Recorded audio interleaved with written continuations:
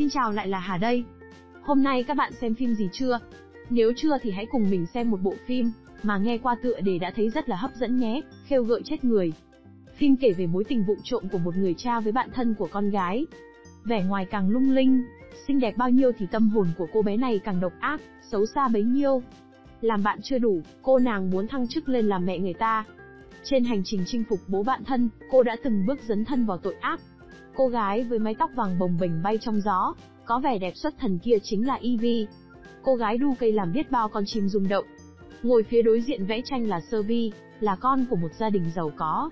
Khi lũ trẻ đang chơi đùa, thì một cậu bé chạy đến thông báo về vụ tai nạn của một chú chó. Mọi người đến nơi thì chú chó đã rất yếu vì bị thương quá nặng.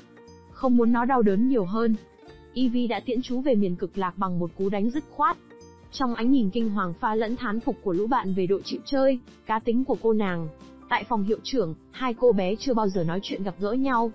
Ấn tượng về vụ việc lần trước với chú chó, Servi bắt chuyện Evie. Servi thật thà thú nhận cô có mặt ở đây, vì đã gọi điện dọa đặt bom đài truyền hình nơi cha cô làm chủ. Khi biết Evie đến đó để nhận học bổng của trường, Servi quá là ngưỡng mộ con bạn siêu phẩm đẹp người, đẹp nết. Tan học, Daryl, cha nuôi của Servi đến đón cô bé. Cô bé buôn bưởi Evie cố nhoài người vào xe, xin xỏ ông chú cho quá giang về nhà. Nhìn qua là biết gái hư, Daryl lập tức từ chối. Servi hết lời năn nỉ cha mình. Cô nói dối rằng Evie là người bạn thân nhất của cô ở trường. Nghe đến đây, cha cô cho phép Evie lên xe. Viện cớ chân dài tới nách ngồi ngách không xong. Tóc vàng nhảy tọt lên xe chiếm luôn chỗ tiện nghi nhất, để tiện quan sát người đàn ông trung niên bên cạnh. Cô bé cũng không quên nhấc chân, vén váy mời chào, lè lưỡi tinh nghịch trêu đùa ông chú. Biết tỏng trò mèo của đứa trẻ danh, người cha không thèm phản ứng. Vài tuần trôi qua, hai cô bé đã trở thành bạn thân thật sự. Cô bé kính cận mời bé tóc vàng đến nhà mình chơi. Căn biệt thự màu hồng kia chính là nhà của Servi. Trong căn nhà xa hoa, Evie thốt lên dù có nhảy từ trên đây xuống dưới cũng cảm thấy cực kỳ mãn nguyện. Tin tưởng cô bạn mới, Servi bắt đầu kể cho bạn nghe hết các bí mật của mình. Daryl không phải cha ruột của cô, sức khỏe mẹ cô không được tốt. Bà thường xuyên cảm thấy khó thở nên phải dùng máy trợ thở hàng ngày. Nhìn thấy bạn gái của con, bà không mấy cảm tình với cách ăn mặc khêu gợi và hình xăm của cô. Bà muốn con gái mình tránh xa Evie. Nghe được cuộc nói chuyện giữa hai mẹ con, Evie tìm cách gây thiện cảm với mẹ của cô bạn. Cô bé nói rằng bình dưỡng khí của bà lắp chưa đúng cách cô sẽ chỉnh lại. Được biết Evie là trẻ mồ côi, tuy nhà nghèo nhưng rất cố gắng học tập, cô ấy còn nhận được học bổng của trường. Nghe đến đây, người mẹ bắt đầu có cảm tình hơn với cô bé tóc vàng. Sau vài ngày ở nhà cô bạn, Evie thành công nhận được sự chấp nhận từ cha mẹ Servi. Họ cho phép cô dọn đến ở cùng.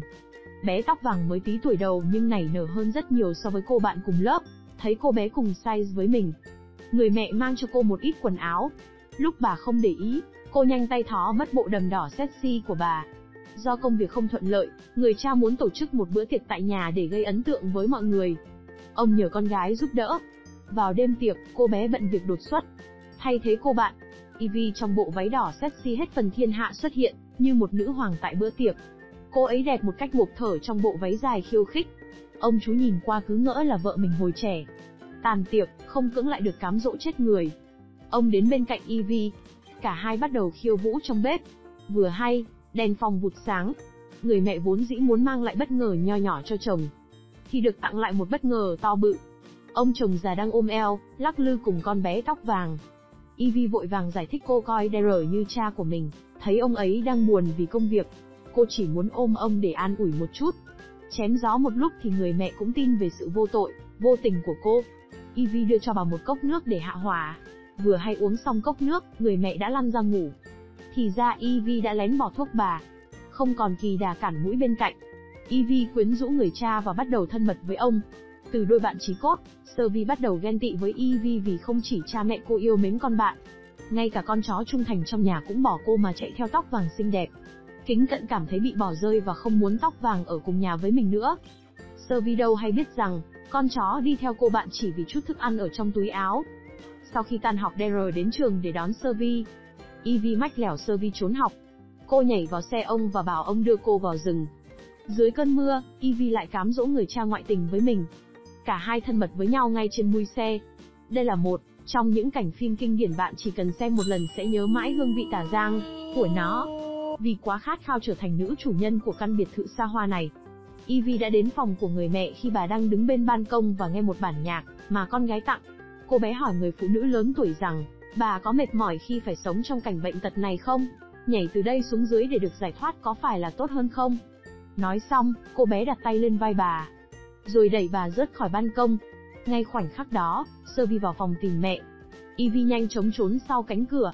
Tinh thần của người mẹ từ lâu không được tốt, bà đã dọa tự tử nhiều lần trước đây. Vì vậy mọi người đều nghĩ rằng đây là một vụ tự tử. Khi cô bạn suy sụp vì mất mẹ, Evie đến bên và ôm cô vào lòng. Tóc vàng phán, bạn hãy coi mình như mẹ bạn. Vậy là Evie đã thành công quyến rũ ông bố, thay thế bà mẹ để bước chân vào ngôi nhà này. Để con bạn bớt buồn, Evie nói dối rằng cô biết lái xe. Cả hai leo lên con siêu xe màu đỏ yêu thích của mẹ Sylvie rồi phóng đi. Khi đang lái xe, trong vô thức, Evie ngân nga bài hát mà Sylvie đã sáng tác cho mẹ của cô ấy. Đây cũng là bài hát mà mẹ cô đang nghe trước khi bà chết. Kính cận gặng hỏi cô bạn làm sao mà Evie biết bài hát này. Sylvie bắt đầu nghi ngờ Evie có liên quan đến cái chết của mẹ mình. Quá bối rối vì bị cô bạn thân tra hỏi, Evie đâm xe vào cái cây bên đường.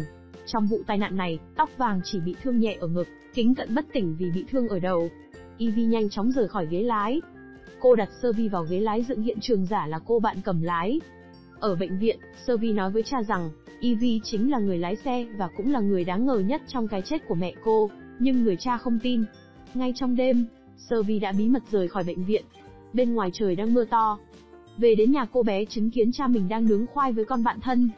Cô bé chạy khỏi nhà trong cơn mưa tầm tã. Nhìn thấy con gái, người cha đuổi theo và bị trượt chân.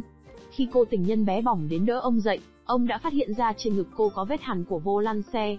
Từ đây, người cha cũng bắt đầu nghi ngờ Evie. Daryl lái xe đi tìm con gái. Trong lúc đó, Evie vào phòng ngủ, cô bé mặc áo choàng của mẹ Sylvie và đứng bên ban công. Sylvie nhìn thấy cô, kính cận lúc này bị nhiều ảo giác vì bị thương ở đầu. Cô tưởng Evie là mẹ mình, cô ôm chầm lấy Evie. Mẹ cô bắt đầu hôn cô. Ngựa quen đường cũ, con bé hư hỏng Evie hôn con mà tưởng hôn bồ. Tóc vàng định cho Sylvie ăn món cháo lưỡi. Chính vì vậy, Sylvie choàng tỉnh. Cô nhận ra đó không phải mẹ mình. Quá tức giận, Sylvie đẩy Evie ra khỏi ban công vừa đúng lúc xe của ông bố về đến. Tóm tắt đến đây thôi, các bạn hãy xem phim để cảm nhận sâu sắc hơn về bộ phim tình cảm ly kỳ này nhé. Đừng quên like, share và đăng ký để ủng hộ cho kênh của Hà nhé. Cảm ơn các bạn.